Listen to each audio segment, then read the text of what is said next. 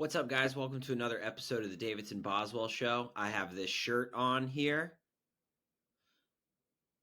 You can't murder a revolution with a picture of Yahya Sinwar's face on it. Pretty fucking badass, huh? An actual revolutionary in our lifetime.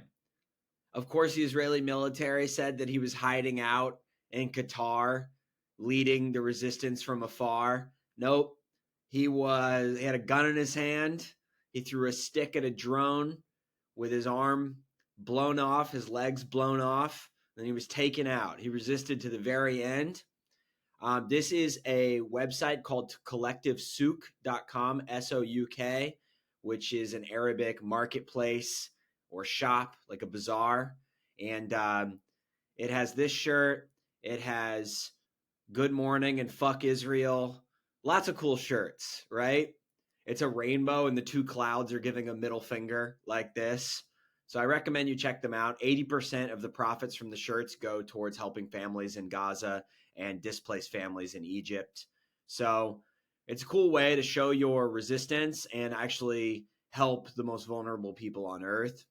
And it speaks to a level of collective disgust that we have with Israeli society and American society, and how much the Hasbara, how much the American propaganda is not working anymore. Zoran Mamdani's win elucidated that perfectly. Cuomo ran a campaign being like, basically what Biden, remember when he told Charlemagne the God, he was like, if you don't vote for me, you ain't black. That's basically what Cuomo's campaign was. If you don't vote for me, you're not a Zionist. And people were like, yep, we're not Zionists. That is actually not the case. We fucking hate your ass. And the only thing we hate more than you is Israel. And Zoran cruised to a comfortable victory. The New York Times allied up with a leaker, a neo-Nazi leaker, who exposed that Zoran checked off that he was African American on his college applications. He is, or not African American. He's from Africa. Yeah, he is from Africa. He is African. He's from Uganda. But that's not, now he's a naturalized citizen. Now he's an American citizen. He was born in Africa. He's from Africa. Ooh, so scandalous. The propaganda is going to get increasingly desperate until, sorry, I just pick up this hammer sometimes and play with it. Soothes me. The propaganda is getting increasingly desperate and completely disconnected from anything anybody cares about.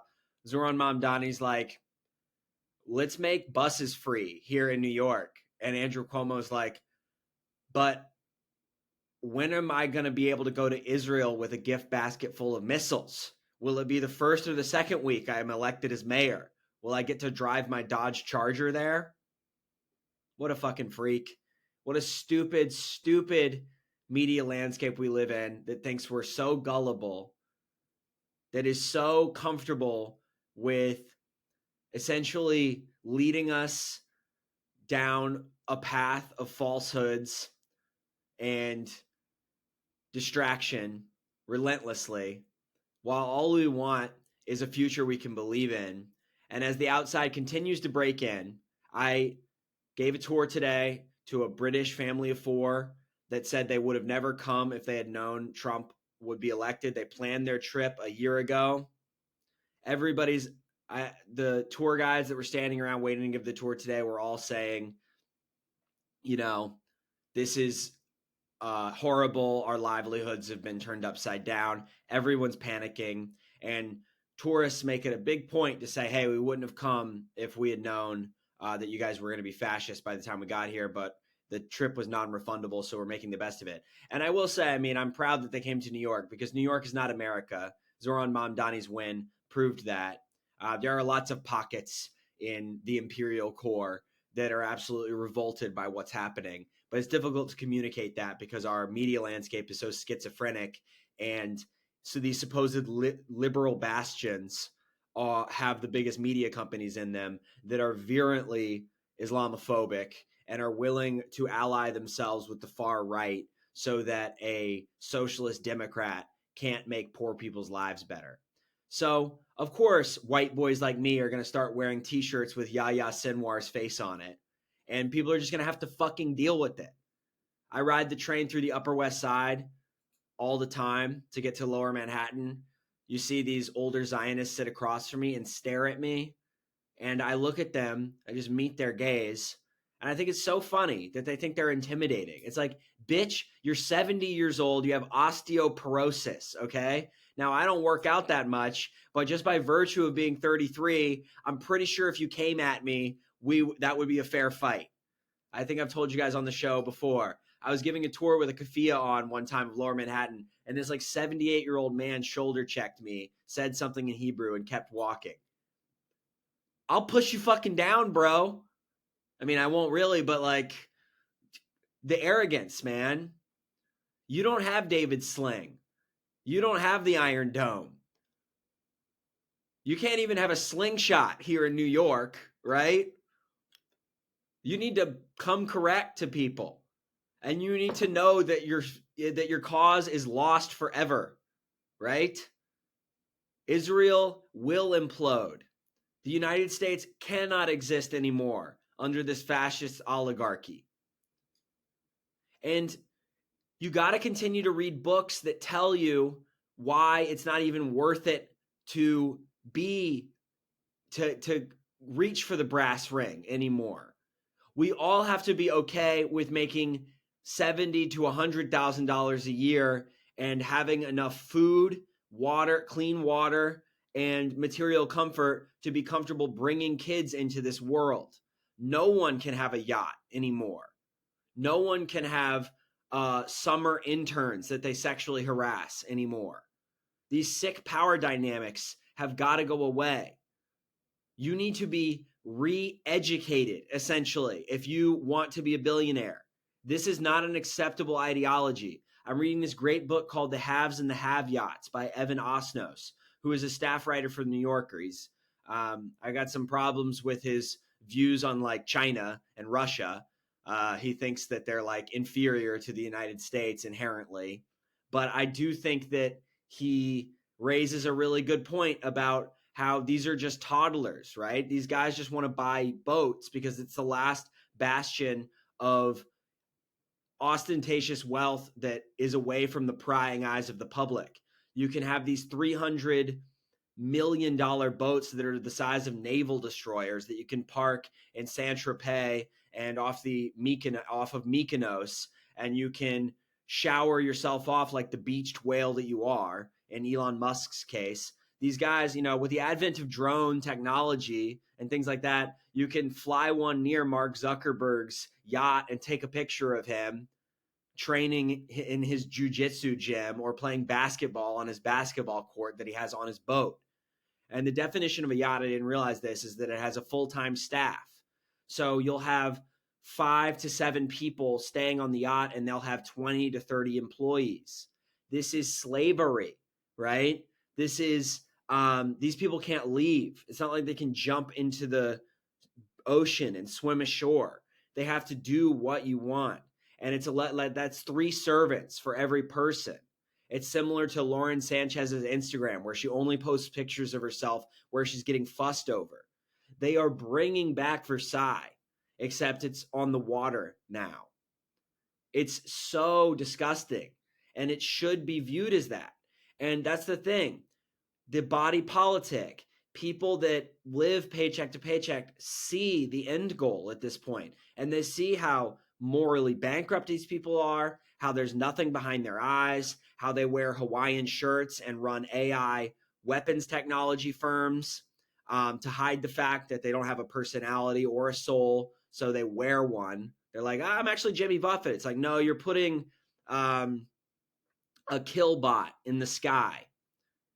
Your goatee and your flip-flops don't hide the fact that you're ushering in the end of humanity. You're disgusting. We don't care that you have what do they call them? Those purses that suck. Hermes, the Kelly bags that are $200,000 and are the size of, I don't know, this hammer, right? Like, you are gross. And courtside tickets to the Lakers game or Gstaad ski passes is not a justifiable reason for fucking people over and keeping them under constant threat of sexual or real violence. Jeff Bezos, in his mansion, his maids routinely developed urinary tract infections because he wouldn't let them use his bathroom. You have to sign NDAs to be around these people, not because of the fascinating things they say, but because of how they act. You can hire Jennifer Lopez to play your 13-year-old's bat mitzvah for the right price. She does 30 minutes. She gets paid $6 million and flies back private on her jet. There's a level of wealth in society that is disgusting. And it's juxtaposed against the genocides in Sudan and the Democratic Republic of the Congo and, of course, Gaza. And we see it, and it's relentless. And we know that we don't have a future unless we fight back. So the new heroes the martyrs are going to come, the Luigis, the Yahya Senwars, and everyone is going to venerate them. Everyone with a heart, everyone with a feeling sense to them is going to get behind them. And there's not going to be any more of this. Like the Financial Times said, there should be more billionaires in a reaction to Zoran Mamdani heroically saying that billionaires shouldn't exist, which is a fringe position, but it's not going to be in the next 2 years. Donald Trump is radicalizing this country way fucking quicker than people realize. And I talk to people all the time, giving my tours. Everyone is seated up, pitched forward in horror about the coming collapse of everything, right? And the only way is to fight back. And it's to be unafraid. And it's to know that the only way to live forever is to fight for what's right. It's not to gain all this money and have your face laser carved onto the side of a mountain, or to have a gala thrown in your honor. It's to do things for people. It's to fight till your very last breath. And this is increasingly going to be where people's values are. Because the cult of wealth has reached its logical endpoint. With the advent of social media, these harpies, these gargoyles, show themselves for who they actually are. And the reason yachts are popular is because they can actually be their true selves. They can talk about how they view us as ants among their friends. But we get these glimpses. And sometimes these people have wives like Lauren Sanchez that are star fuckers and are desperate for attention. And then we see that they buy 5 different wedding dresses and spend $1.5 million on flowers, while no soap has entered Gaza for 5 months. And they post endless self-help platitudes on Instagram. And they inject cortisol and silicone and estrogen and testosterone. And they wonder why they look so bad. Because this moral bankruptcy shows up on your face eventually. And we all see through it. The last thing I'll say, I got asked to do this pilot of this show. And the concept of the pilot, I just got off the phone with this woman who's trying to cast me. She wanted the show to be, seems like a hodgepodge of like the Jubilee, where, like Sam Cedar will argue 20 different Republicans right in a row, or Candace Owens arguing against college kids meets reality TV. So we were going to get locked in a glass room with a moderator and argue about topics. and a latch would unlatch every time we came to a common area of agreement. And she was like, society is desperate for this catharsis. Do you have anyone in your life that you've fallen out with that you would be willing to argue with on a show? Which is so exploitative. I'm not going to do the Love Island version of debates about Gaza or capitalism. I know this sounds arrogant, but I know I'm right about these things. And the people that I've fallen out with in my life, I've fallen out with because they fundamentally don't agree that Palestinians are people, or they think that if you're poor, you deserve to die, right? These are my uncles and my old high school buddies that when October 7th happened, I just stopped talking to. Or apolitical comics that refuse to talk about nothing but dating apps and won't confront the annihilation that's staring down at us like a fire-breathing dragon. So no, I'm not going to come on there for a day rate of $120 and just for maybe the opportunity of getting an agent or maybe becoming a series regular on this bullshit simulacrum of reality, the Plato's cave of bullshit, doing this shit, because the debate is over. What is there to debate about with capitalism? It's a death cult. Texas was just wiped the fuck out. There was this river north of San Antonio rose like 26 feet in 4 hours or something like that. Killed all these young girls because the weather service is defunded and oil and gas companies are spewing carbon emissions into the air, so that these guys can buy yachts and shut down the city of Venice. There's nothing more to debate, right? The debate is over. Now's the time for action. I get very frustrated with these.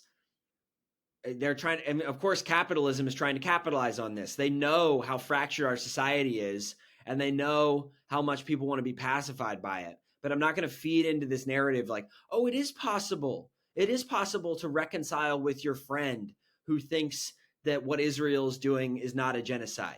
No, it isn't. It is not possible. Those times are over. We've entered a new era. We've entered a new era. All right, guys. It's called collectivesouk.com. It's where you can buy these shirts. You can also donate to the Ramon Foundation. And I'm going to be throwing a show at I'm going to be throwing a show in Bushwick on the 29th to raise money for Planet Over Profit, which is a direct action organization that disrupts arms sales and oil and gas conferences all over the United States and soon to be the world, and tries to stop the unquestionable deterioration of our planet. No more debates. The debates are over.